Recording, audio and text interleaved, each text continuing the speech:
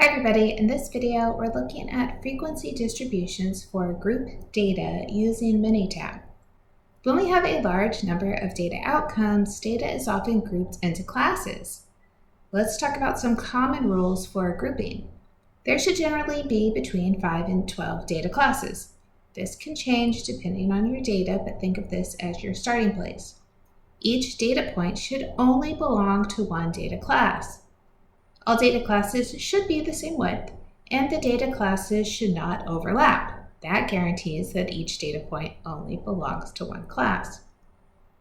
Let me give you some tips for determining the class width for group data. We can start by finding the range of the data. The range is just the maximum value minus the minimum value. Once we have our range, we can divide the range by the number of classes. So we need to decide how many classes we want before we can come up with the class width. When you find this number, it probably isn't going to be an integer, so you're going to have to do some rounding. Always round up, that way you don't have any overlap between data.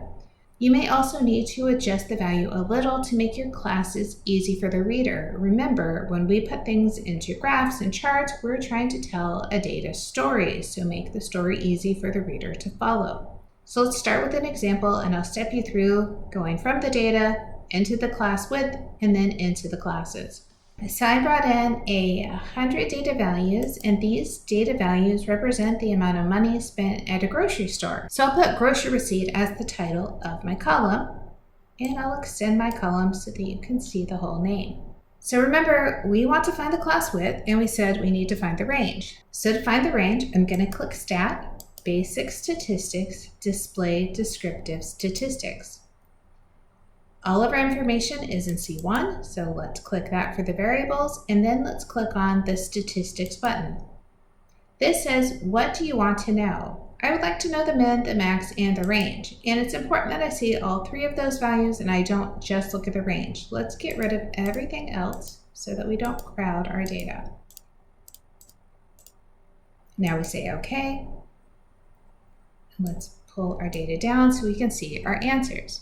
This says our minimum grocery receipt was $24.67. The maximum was $297.45.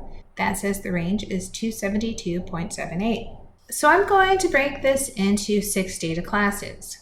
If I take the range, 272.78, and I divide it by 6, I get 45.46. If I round that up to 46 as my class width, it works, but it's not the prettiest range to work with. So what I'm going to do instead is I'm going to start at 20. I'm going to make my class width 50. I think that'll be easy for everybody to follow along. So our next step is going to be to recode the data. Minitab won't group the data for us, so we will recode each data value into its data class. To do this, we'll use the data option. We'll go to recode to text. We'll enter the lower and upper bound of our classes, and then we'll put in our recode value. We select both endpoints, and once we do that, it will produce a new column of data. We'll take that column of data to make our frequency distribution. Let's take a look. Back in Minitab, we're going to hit Data, then we'll go to Recode, and we're selecting to text. I'll explain why as we go. We're going to take the values in our grocery receipt C1 column, and our method is to recode ranges of values. I decided our lower endpoint would be 20.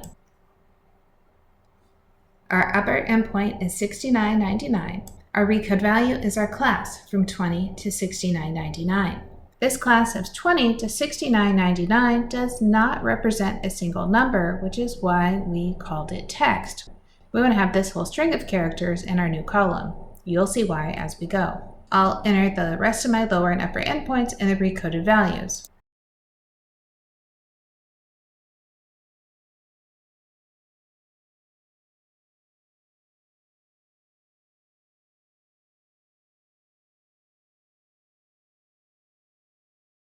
Once you have all of your endpoints and your recoded values, we're going to change our endpoints to include both endpoints, and then we'll hit OK.